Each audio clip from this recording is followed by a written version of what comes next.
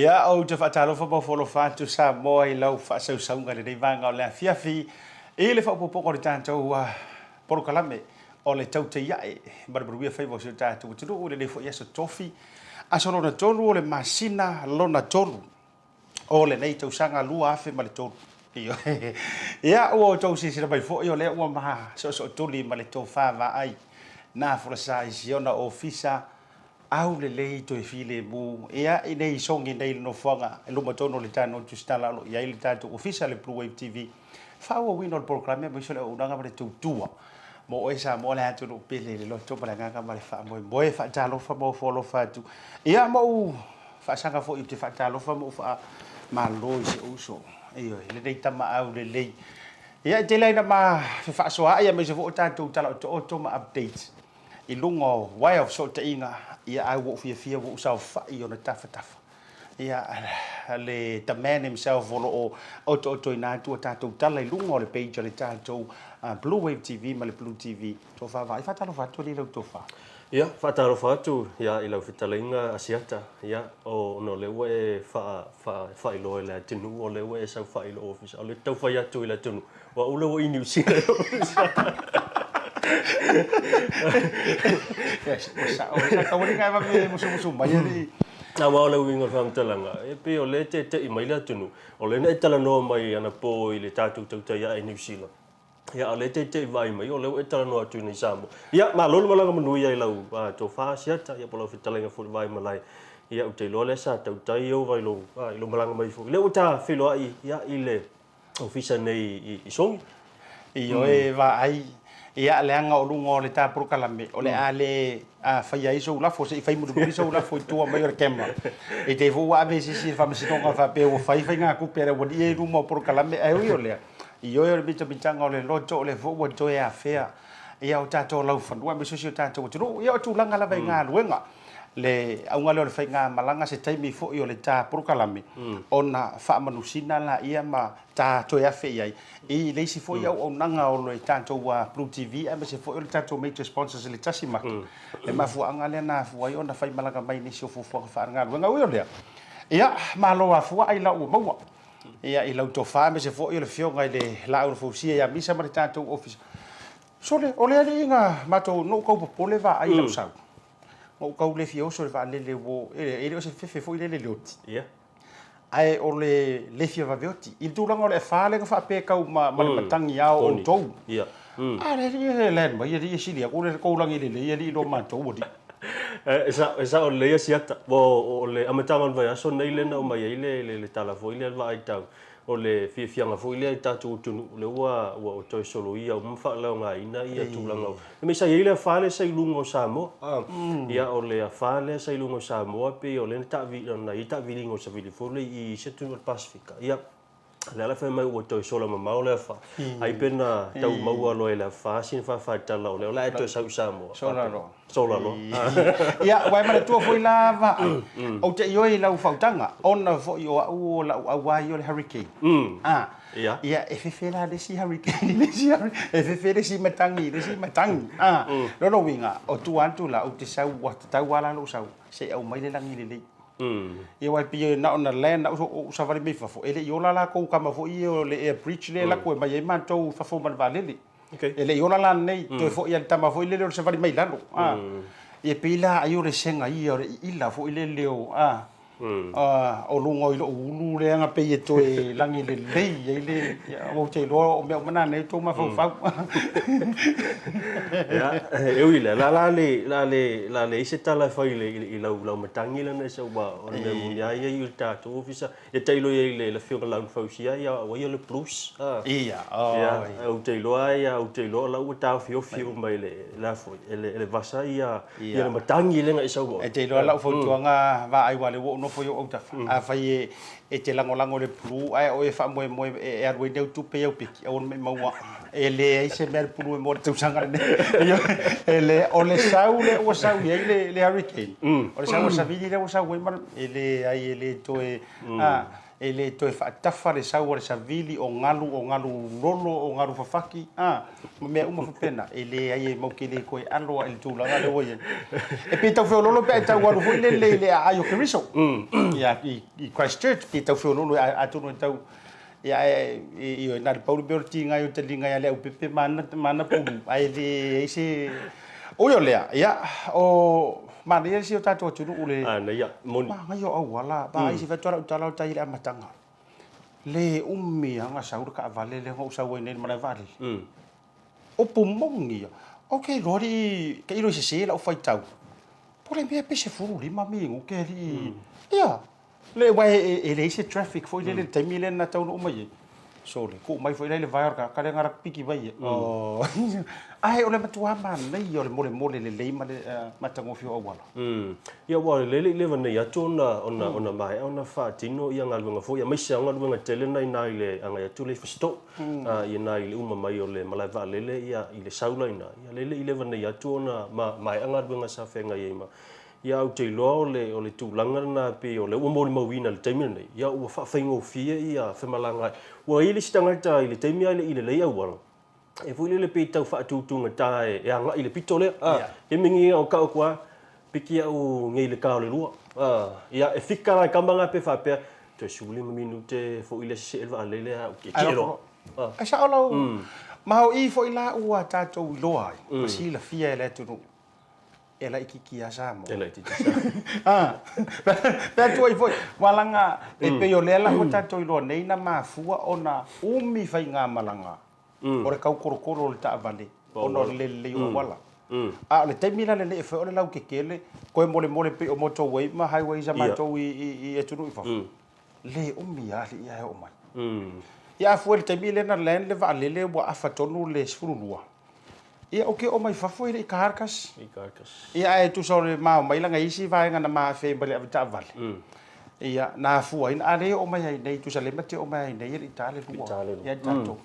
Pa vela valongo ina o stala leile mo o ele tele na fa atue. Io wa lau le o wala sa mo malo fo mitanga ru nga me se fo yo Realty e malatu. Ole se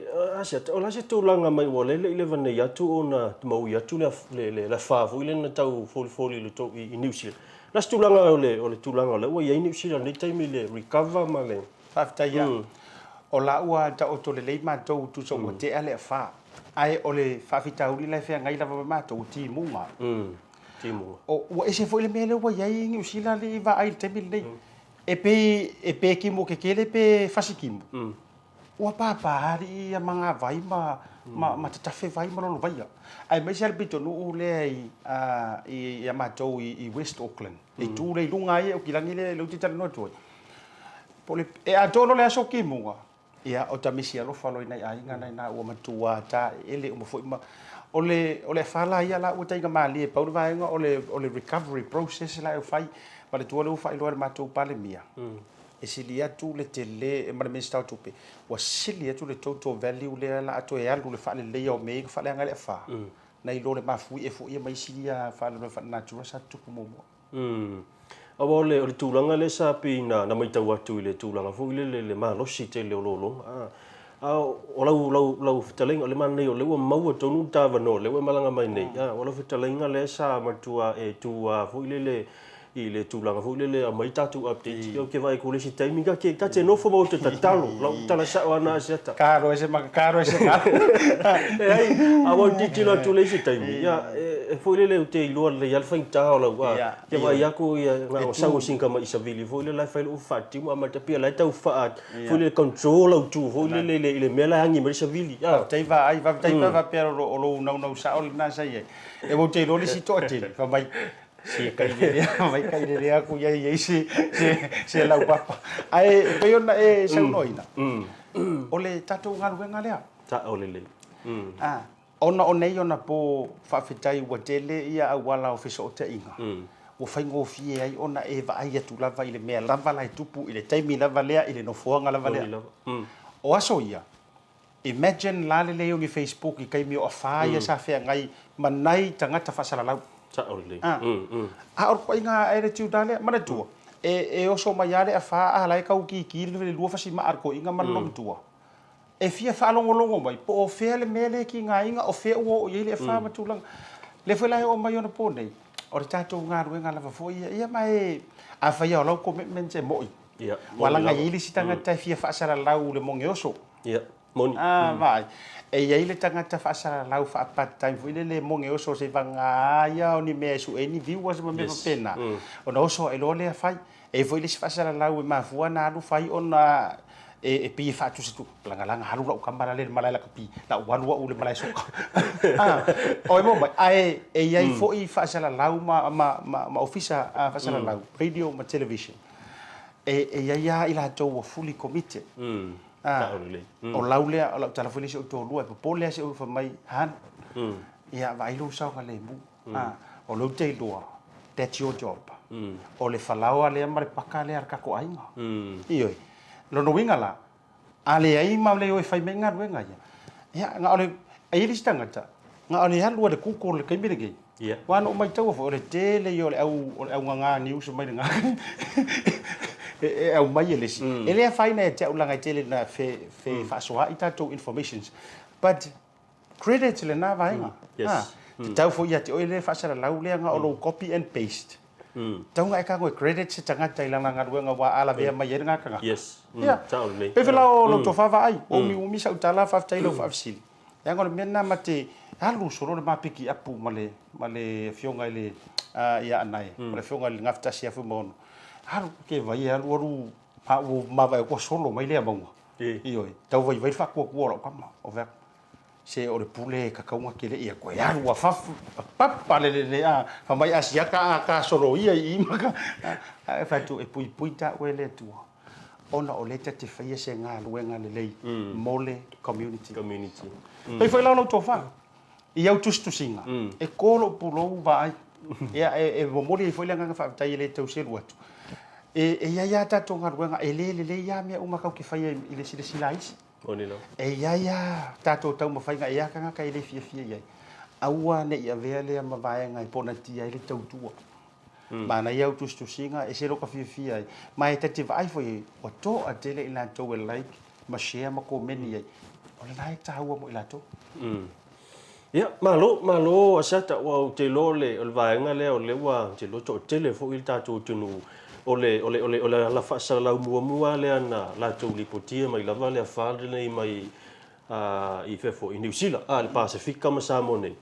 e foi sia la fa la Samoa o I New Zealand ia pina ta to le sa ia ka va ia to nei tu sana luos fu fai tu la o ta vili ta tu masini foi le living ole me anu ia sa vili ma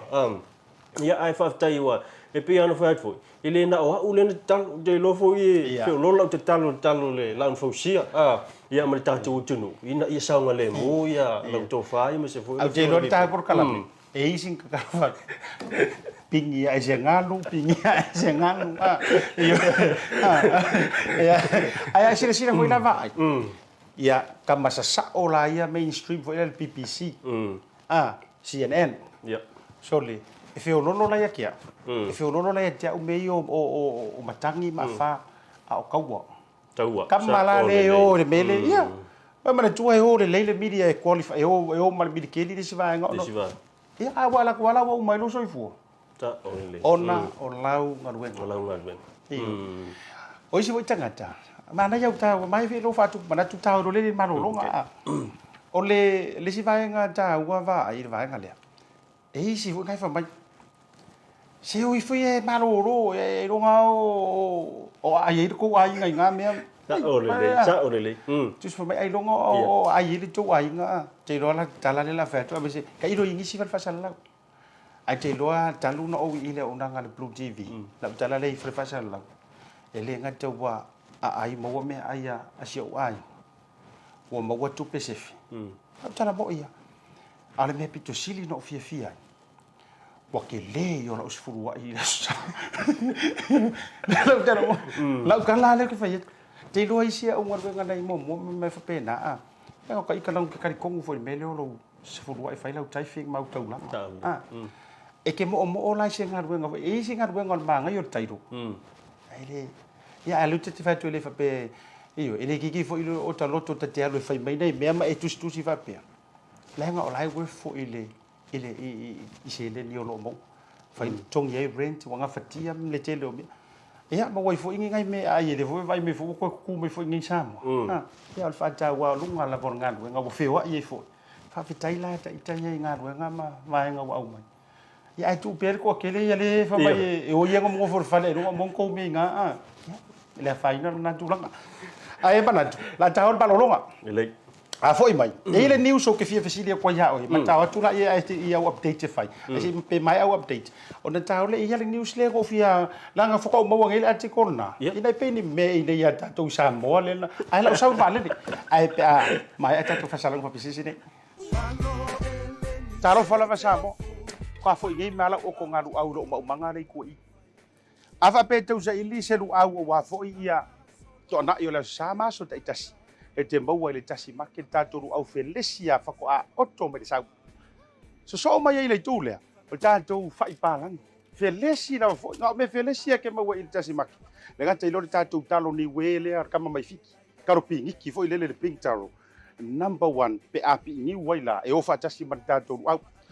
Maua whoi tātou maukeni. So o si tu ai ngā saise, se mana tua whoi. E ma whaionga whai ei wha ausi, whai ei kuka ese.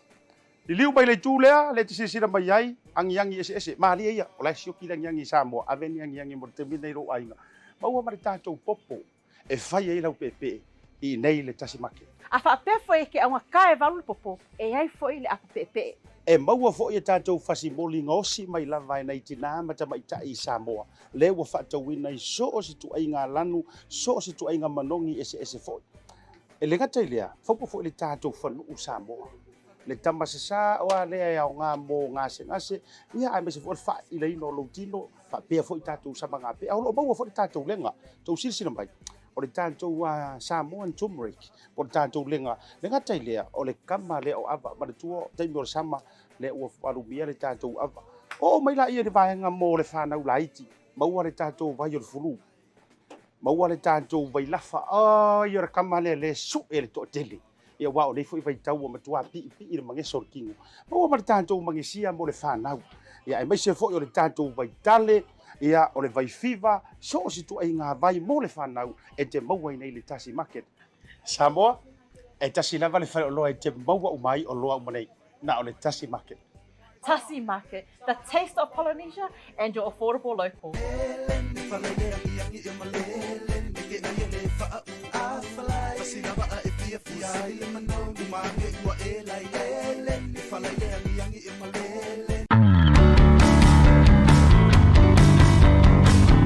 Talo fala va Samoa o au nanga fa se fo malo loina nei e te maua i au nanga ale Pacifica Family Health Group. E la tau te whaia, tui pui mo le COVID ma so o se whamai. E la tau te whaia au nanga lau tele mo ainga. E whatau no ina foi follow-up se so o hawa se taimi. La tau te whaia au nanga lau tele wha ale soifua maro loina. Tūlanga i ngase o le suka, le ngata fo i leo ngase o le wha i tulou. E whesoa ni fo ina i wha i titia le tau mawhitapa. La tau te ao ina fo i peki live hantu medications mo lau ainga. La tau te whaia fo i social service referrals, food banks, le ngata i lole au nanga le MSD wha Better Wins. Lima Waimahia Avenue i Manrewa, Weymouth, ia po le tasi toruono, Queens Road i Paimua. A whapele me whaiona e whio mai, e me whaiona mato wantu lo Maota, pe te wala aule numero le nei o le overu se lau, toru lua o toru. Le Pacifica Family Health Group, number 1.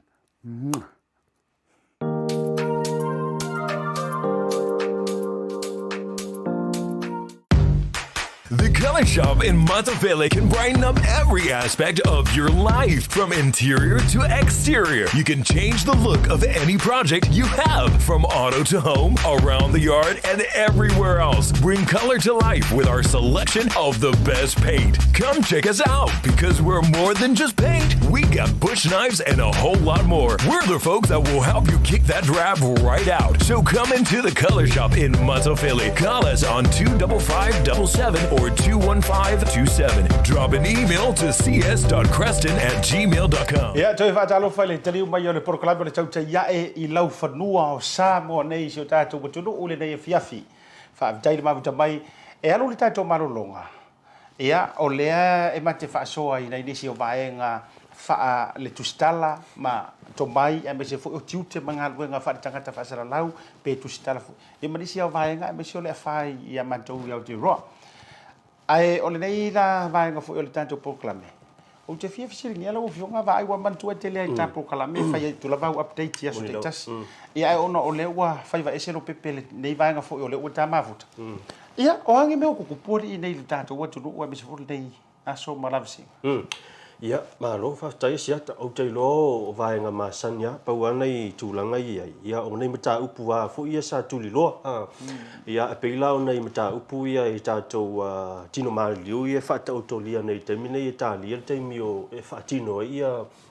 e ta tonga fa to ono le o fa le vele ia tato ile stato fo ma stato pathologist o lesa mantala no nei ia ma le fionga le komisina sa so ta ia fia fa montino po wa mo se va no o le ala wa fa montino mai nei o tai au le tonu wai le pathologist tai au la ia e tonu o le pathologist Samoa lu va yaso le malanga mai ai ia o vaenga la ave ile fa mo se so nei ia e a fia ile te mai tai fu ile pula TV tot ia le ala vai Italia le mafu anga na mafu na maliu ia o le wivi le sa mo I fale ula I le lua vesta luai na ile wivi na mo I fale ula ia na ave le uta ile fale maliu I mtotua na va ta ofie fa so nga po ai ona o le I ma ua po ai ona le wivi ia ele nga tena so nga le ile li pang ta fu ile sa pule long soifua to lo fa fonga le o le masalo mi na pule soifua tu sala o le so nga le la fa ile ma fu ai ona so e ia pang tani ona o le fa mai o le masalo mi suspect ile motinoa a faila so atu ia fa pe o fa motinoa ia o le talila mai ia motinoa ile pule soifua ala suspect ia ona I so nga la na o le sila vaenga a tau ia o le sa bo suil version nei le fono ia tatu vaenga fo ile le au tustala ile tustala la le ia tatu like ai e mana to fo iso se matanga wenga la vol malo ia tanga fo ia media communication officer ia po la tueta o le afo public relations vai fo ile vai fa fo le ala fa nei wo todo nei tau sanga na fa tau nuina le fa mo fo ile ona o la toia o mai fa fa mtalanga mtanga luenga e teimi mai fa mtalanga la vaenga ia mo kwa se singi o le ala tau mafai ia o la tau ile tulanga fo ia sa o fa mtalanga e o mai fa fo I mtanga luenga ia male numi ai fo ile fa salawina ta tau ia la tustala ia I private le tatou ia wa o le mena le tupu ia o tele na tu wa ima fa sanga mai le lima ia tatou fa PacificEzy ia tala le watu ai ma fua mai ia la tou ia pasina mai ia tu le ala e fanga solo ia la tu foi fontang na ia fa mal malama faila tu training silia mal fase fulu ia communication officer ia le lo fanga solo ia la tu training va ia so nei ia o le sitala sul valu tau sanga o le ile tau le au tau fine mtanga lunga leo o so fa ia ka malo ia le lunga li masiaman na o so fa i kai le waf o le Bluwave wai na tau lai Samoa le va ana le MSC poisha va te le ana mai Britannia ia ai o so fa i lo le ula le sul valu tau sanga le matua ia mai la fionga Maota tu lo pa ia la fionga ia o le ufa i lo ne mtanga lunga leo la fionga ma le fo ma uta ia lau il fa mo fono le la fionga Maota ia mo le fa salanga o le fo ia talu lono winga e se fa salanga leo ia ma le tu la fono ia e fa salanga le nu ia la lawa tatia o le lua vai so luma ia e tu la el fa msinonga ia ala mo li mtanga luenga ia ma le tatu tala muli ia o mta upu fo ile la fionga le minister o ngā luenga ma whelawa inga e fionga ia olo fiti ia fo lena avela na tangi fa sanga I le teitai o le vaenga fa upu fai le HRPP o le mata upu lea na toi fa fo I mai wa le official lawyer sili sa ave ia mata upu na watu lea ia te ufa fo I mai le official lawyer sili maritala ave le mtanga wenga leo la tole susuina e ko sa ili lengi mau tu nga vaku mau le official leo e le o lava mau e mawhai ona ngā lua I le official lawyer si ma lawyer si e whaatau nui nai ma whai aini mo lianga whaatu la whono bo le na watu o le whautuanga ia le matanga luenga leo whai loni mo lianga ia tui epa ia waku leo mau ia sila tu le fiunga le lawyer si e matua le lava mau ia mawhai ona whai ele mele mana o ile official leo leo. Ia ona to mai lo leo le o le afu le vaenga lea. Ia ma avel komisina ina ia to su ele lei ma to batuna la to ma. Le la ua fa mo tino mai komisina ile so. La uta fo ile le la to a lu to ile poti le official lo ia. Le official lo ia sili, ma le lo ia sili. Le ua ma he a umana whai ia fautuanga na tu mai lo ia sili. E tau na whai. Ia ma o vaenga fu la ua to fautua ina ile official lo ia sili. Pe ma whai. O nga sa ile lo ia sili, se lo ia tu tas. E whai ala mata upu. E whai ala mata upu lea. Ia ina ia mawhai ona whanga solo i pēra mata upu le nei wa o loi ia tangi ala whionga le minista. Eise mafu anga ma ai e afu ai ona a mai le whaato whala inga lea le whionga le loi e sili e te tau ona tausa ili se private. Eise ona mafu anga. Ai afu fu ile le wha ia le tūlanga olo atangi mai o le a fia i le minista o le malo. Ole okay se tau ona handle le whionga tu ole vaenga le ole fautuanga le komisina ole ile lo ia sili pe te tau ona sa i lo se lo ia tu tasi ia lalo va vaenga official lo ia sili e sa oile le ngangole it's a bit weird ai le ringo la ta ia bra tu fo ole faiva le ole lo ia sili moni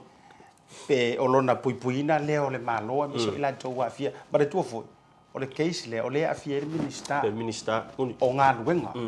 so olona fo ila le ma ta fa yo i matula e ni si o lo ia te fa jala no ai me se o ka si ngia la o te visili ila o mata o pule me o case se matula me se ala nga la walunga ba tu fo case le e le o se case na tia ma lilo i tangata le man tu for case le fa sanga ina ua fa pe mai le taita yo le JBP ona ua va ia e private le number plate fo ile o le ta vale le fa nga ina le minister nga duenga na ila nga ngana na fa nga ina nga ngana e no afia ile tula fo no mala ua fa pe ua le stala fa nga ma ya pa fai matula nga fo ile le tusa o se au wala wo fai fa so tula fo no e fa wai me to tino le malo ya le la wo manga provide evidence matula nga uma ya sao ola ele skala ila lo le tanga duenga o nga duenga malo but if a private ta on o tula nga o pui nga ma sao nga le bu which is ai mana tuala to nga me e sa tia lo e ka o e fa pe te nga ui te to sta ton wina e mana tuala e te soi fuafu awa e alu maranga fa la nginga le o fisili la ia te tatia la tula e pa maolo o fisili ia te o fea kongu wai vase ai la i le te tae o tula fon o fea tonu wa o isi kaimi va ai la utala mo isi o tau fa kinga kalinga yo cases e nana o fa yetu e ai cases e vaku a piriki ai ka le fa la fonga e foi cases e vatu so le pe ko fa wisi o no la utala le se i fai la fa pe onisi o tatou tustala e mau lo se ka kokoro singo lenga fa pe saule ai va ila i le matua tu vai lua ai le tele tu la fon e ale pe e se afo ile tiro ma o yo le ya tatia tu pe le tu langa ole si vai ko update man na ye la u fa longo me so fa fonga le tu no bo le fona fa tali ole pathologist le la fa feta yo le ato ai tau no mai se i fai sa i le nga nai ona i la to wa mali liu ai e no ma se si la fia le le ma fu anga tu vai sa le ba ole mene ole la vai ai le loto ti nga nai ai nga me se la va o nisio o maliu le te minei na afia ni sol nga tu la fono ona sa ia fa msino nga talu ai nei ya pole tolu va talu ai le mata upu le ole e ora mata upule stasio o afoi o tamaita ile ole sa maliu o le stil mata upule e fanga solo le sa tangata valina e lona pa ia na ila famsinonga ile fai ile ulua i tolo ulonga sa famsinonga ia na ia ila le tala na fa le ai ngol tamaita ma ia o le umia e tati ile mato afine ia finga ki nga o mato o le tulanga na o isina afianga o le tulanga le wa le tata va jupe o le ke ele le e te lai le te na te i fa o ina le te ola to lu va ngale le te ia o te ro le o le vaenga le te ai o le vaenga le ia ena te ena ia morianga le fa pe sa ia fa ina le o le Okay, ele fine. Ia o talo to na o le tu pu nei le i sio tanto o juru.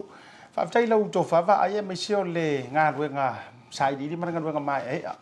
Ia me si ai ala la ati kon na le o te le ang o fa pe se o mai tan tau lunga. Ai si tau tu moi mai mo moi malolonga. Mai ata tu malolonga. Na to fa mo wina le nga fa te le tanto major sponsors. Le Tasi Market ia me se fo yo le o na nga pe ono fa tu. E fo i mai lo. Fa ala tele le news ala tamale i masingia le o inkalesi na vai ele nga tele ona fa manino le le si fa nga na le no wo mai ma tulanga fa mo le e mo le so tai au mo ilan to fo ia na maua ia manumalo le se i le kota ai si tato atu i tato marolonga fa tai le Pacific 40 ma le talo fa voucher mi se fo le PacificEzy money transfer ia o le color shop e ne betafele ia fa pe fo ila ia le o nanga le Maota Samoa service stations i vai tele Male tourism ia Samoa po le STA. Toga minister ma CEO ma mission tanga wega fa te tele fa wo proclame pe mai ta to malonga.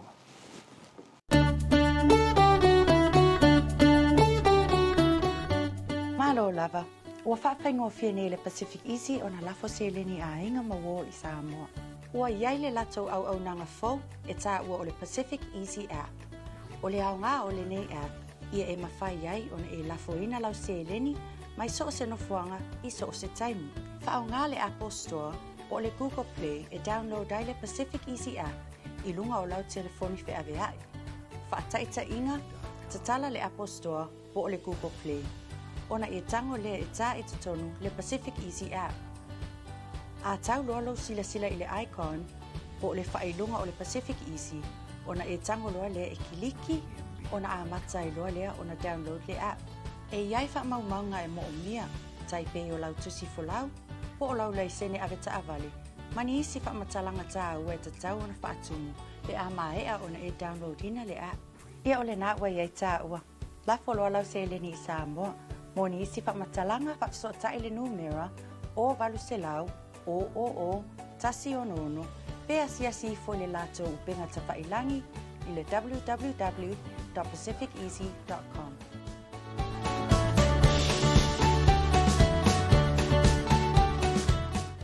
Oh wow, go God makes you just give me a second, eh? Hello, Auntie.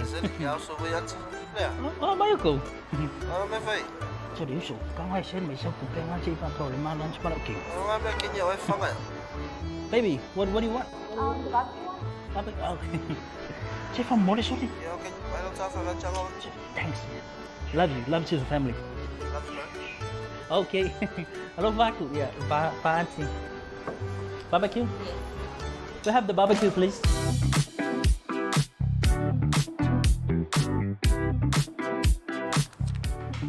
Tell off a voucher. Thanks, tell off a voucher. Do you know how much I love you? No. No. Toi va fela tu tiri mo proclame malo loga masani ia ile mana yo ma fana fo yo Samoa la tau ia tanto proclame le tau ia ni vanga la fiafi fa taro fa ya jo ile fa to ai June in mai to ai mo mai tanto proclame ia la tatu le fa ta o to so fa tai to tas ia on ole tai mi fo i mari so vai ngai fiafia ai va ai fa tai fo i wala ngau le wa tanto fe lo ole malanga mai fo ia mai so le ma tu fo le sa fa mapu e fo ia le tanto o nanga fa sala longa fo ia mo ilan jo ile tu sanga le te nei sa manu mano ile kota ia le sa malanga mai ai ia le no sa wo fo ma le sunga fa fenga inga reverend to le foa o le polisili o le ainga energy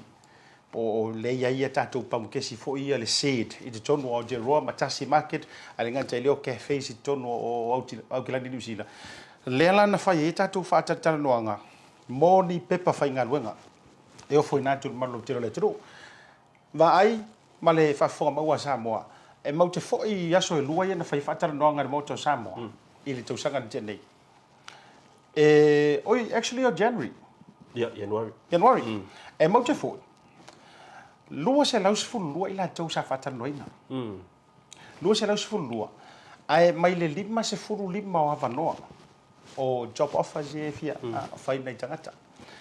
o le to de le ia o le ala na to foi mai le anga sa fai le tala i tangata o le aso mua mati wa te tau ona e maua se emaili po o se telefoni ia i le tūlanga iai pe ke manguia pe tele manuia te loef so ta ia tūlanga ia vaenga not me a o le ainga energy so ngat fa fianga inga me se fol pulenga ia te oi a fa pe o le te fa fonga mai le fefile nei ai e tele i maua se emaili a o le sa e fa tala noa a wai te popole still today e le lopo la senda tūlanga le temile nei o le fo e malanga mai marisunga fa fenga o ka o kai va ai pe fa pengi le me o le pai o lo pepa o job offer ye au mai ia ai o lo fanga solo mo o e le na e su mai fa tala no ai le ai sau emaili e vili atu wa mana tu ai lu option sai ai o le emaili po o le telefoni ia fa pela e nga umalo fa kara nga le se emaili le sikerfongi ia o forti o el mel na le se forti o manto ai te taula ona ia sau contact either one e vili atu fo ia te oi o le aso tai au le ia fa mo nga e fa ia ile fe lo inga ma o do via ua emaili atu ua mo pe fenga po wa le te fio mai ai ile o te le ta ua tu la po ai la even myself I don't know o te le lo Paule vaenga o leo te mautio mai ai ia o le felo inga i le aso tai au mo i la tou le ua maua lau emaili e te sumai ia o i la tou la na lea o le a tata mai ai ia whamurianga o la tou job offers a wanga ruenga la na o le o mai ia e toi fo ia fo i pia mai ai whamoe le aso tai au ia o na toi fo la ia le aso nei ia se matou fo i aturu vai o le manai o te loa le o famatala e le se sengo le email le pe tau famatala le telenga sia ta mala email fu na e mo le te mo lo kota wa mane tua sa tu sa pena e le man lo le kota na le family na la to email fa lo atu e le o man wi la tau sang e no winga la o le ua man wi la tau sang ya tia ki le lo email po o na ia na su mai o le te mai tau atu o i le encliken na le hol oi nai li fifi te lo foi na wa batu la vai te o le fa mata langa o le taimi male no fuanga ia male eu te roe e si le tu to si le fio no fuanga na lo matou le no foi i fafo ia a fa pe foi o isi si tu langa e te fia manino antili ai ia e mafai i lau email batu langa ia to fa so tai mafai na e to reply le email le na ia au te ro na o ia la to tonga tato filo ia le so tai e le foi fa moi ia foi le fa mo ia nei pe fenga ruem to te malanga to se ili manuia ai vai se o que fi fasilia kwa le ni usire o vai to pisa kilo e karkar ngoi ka kon ma ko va le ma to maranga mo fa mai certa se fasilia kwa la ka mo va ai malana ola le pasingi le o que vai ku ngape se masingi mo moli ai ni o lo fa nga ya so pro ki se pole ele vai nga vai tai ole mali wa ole fa pertania la fa nga ina mai ya o uso su ya o ai ku lu ngole ni penga fa mtalanga ya wala wi lo al machine nei man to ho ka ku ki mi ya o ya men me foi le wa phanh tao cắt cùng với người mê luôn rồi ya wa lu lo fa la uso nga le mo wala uso nga fa ma ngi o sao o PPC kama sa wo i ka ke lo reliable so so yem fa ngo cắt cùng o ki kira ko la le ngol machine nya ole nya foi ole remote kitchen machine o ka wala mo fu ma fu pu la fa sa mo ni o ka le fa sa mo la fa sa mo o lo machine dia va o machine kishi so ona le fa ngol machine kishi dia di la le na u o te lo le bo vi fo la tu fo ngala ta machine kishi dia la fa sa ule la fa mai ole remote kitchen machine for distance relationship ka lo le fa sa mo va pe o machine kisi mo maftanga ba mau ala la fa matala mai la ile vaenga ia sala tu fausinga ia fa me o machine e pe o le vai le me o le tai tu sa ma le sai so telefone e ia ila no kilipa nga fa pi ia nga le telefone ia malana pinga la nga sulu le mele sulu el fa ma ia po le pinga fo le ia phone ia o kamalanga fai mai a fa ta inga ya fa le o fa tinga fa go fi le o mangi fa ma ta lo anga ma se to lu a le life po fe la ye ini usila ya la va ya Ya kisi mami. Mana coba. Kama wo ile o fai kema. Ale la kisi rona kamera. Ore ko ye me fanga le ka ko ya kisi mai. Kala ko vaya o yo lo. Ale la wa kisi masing ira. Kisi masing. Ore la o falling ala masing. Le wa mai mo ya. E pe fa usia vole le falling ora lo ngutu tangata. E pe lai o so fu lo. Fa mai lai fa pi ia lo ngutu le lo ngutu le. O le masini le. Ona se le mo ya le e mai la fa pela e mau ele tangata le yo le vo le fa usia sia. Sia ki lo ape e se yo kis ya. Ya na ta o le fa pi ia lo ngutu. Il est pas là. Il est foi. Il machine. Il a foi machine. Mal app là. Fa mai la ki fa lo ngoinga ia le ngake lo le ya. Ava tainga fa pe o le lo ngutu ne malo. E te lo le ya. E malo foi lo ngutu.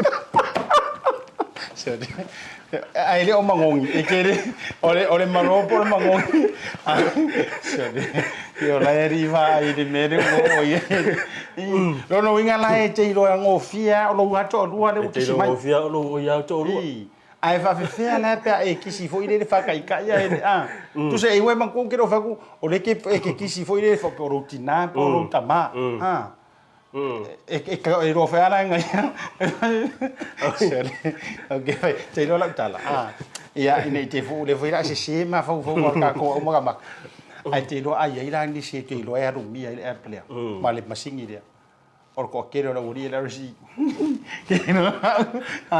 No vinga. Na via uma maya o ka o ngadu fa ko ama. No ngadu ya kisi mami kisi. Ele to ese tu mamon se que vai a se foto al telefone la. Ua no fa ngo e te foi lana to e sai di po e sirfia. Ora masingi na ne malo ngu la ye masing. Ongi na ngu kama bongi na ngu. Ora vere na. Ora na te ro ilo ya. Awa no ngo winga. Ole antanto ole ha ongi na fa ka wala ongi na fa ka masingi. Can I have a kissing machine? Ia fa pe mai la ya. What sing tinge po machine tam. What centa. Nga ngole ambai masingi kengi ya ma fatita inga onga fa pe fa mo rokko du ale o fia kisi masingi set ma ta utiel me wo ye ile ye to mai tangata ne yo na po ai ma li foi o vai ko fo I so o la to na ko be ki fo ila wa di ko le ama se fa ma e ki lo e lo fia tangata fo ye fia kisi ponsa e o vai ko wa manga ia fo ye si fo ile o fai tau ai ma tu fo so fo ngare nei va ai wa tato ma sania ile au fa pa u ma au tau ai ma fa ya la wenga pe no fe Anton wele au nga molis boni lava ai au nga fa tupu manna tu mo ni si wala nga fa tata la fo ai ngo ye yar kai me kera ko fro lor sai ngare ngi ya o ola uma wan singi nga moni lava oi e fa tata la fo nga ai yar kai me ter wat wai ua baua ma ke ya le o ele nga ile fia ile pega kele kala ile masing kisia aska mo va ai ke re ora ko o fa mai oi sa ore dei va ai ari ore bo ma wai ni sa mo ale senga luenga la so ato ai ma ku fa ya le machine ne ale ai ni le me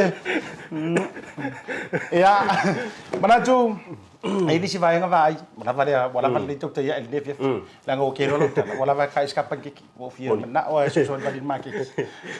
ya ele va nga via fia mana tu lang o ele ya o le fo ya o fia fo o tau walu ngai ia vai foi o e ngai por kala me a ko nga o masin ki sia me le wa fa wa le fia mo le lo fa nga fa te tele ta tu company lang sua ai me se fo ila tau mo fa mo le ai nga energy le so ta ya ya sia kira email fa te tali pe fa tali se mala watu mo ila tau le ni email ia ai ra foto ila to fa ai se fa mai na ta proclam ya fa te tele sia ta te lo le wa fa fonga mo fo ta tu tunu ia ile tu langa va ta ua le ia o le mo ila to ia sa ta ua ia pe o le mafu anga le ua mafu ai ona malanga mata wa sama mai al fitala ngal va mala ia ona ta tu fa pa anga le Blue TV ia mali ta tu Tasi Market ia le ua ia fa mo le la so tai au ia fa yo te silo fio ile sa fa lo interview mo ia te mines ia ki lo telefoni ia po lo email foi ia po o to se email na ia male no fuanga male taimi fa tau no ina fa mo tai au ia ai o le uta o lunga le Tautai A'e ia le foi ia stofi ia fa mo ia la ta tu to filo ai foi te masani nei ia ila so tai au tau no inga le Tautai A'e ia o nei va ia so mo ia tele fa mo fuanga le ta tu tino fa safe ia. Talofa. Welcome to Maota, Samoa service station.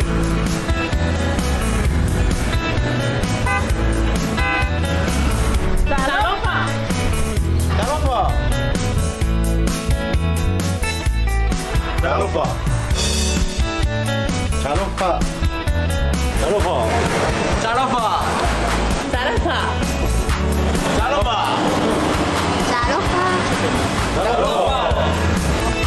Talofa. Ua iai foi au au nanga i lunga le Pacific 40 ma le maua app. Mo nei tatou ainga, o lo alala i atu no mau.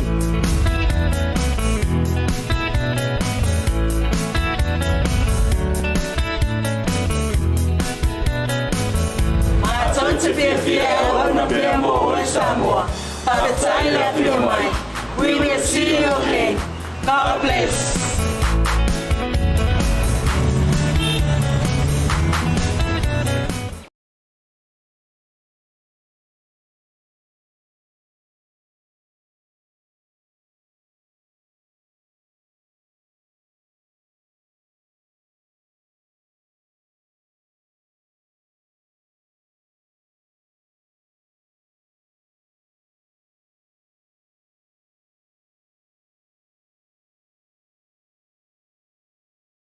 Wait. No. She is beautiful. Now how's this for beautiful? No. This is beautiful.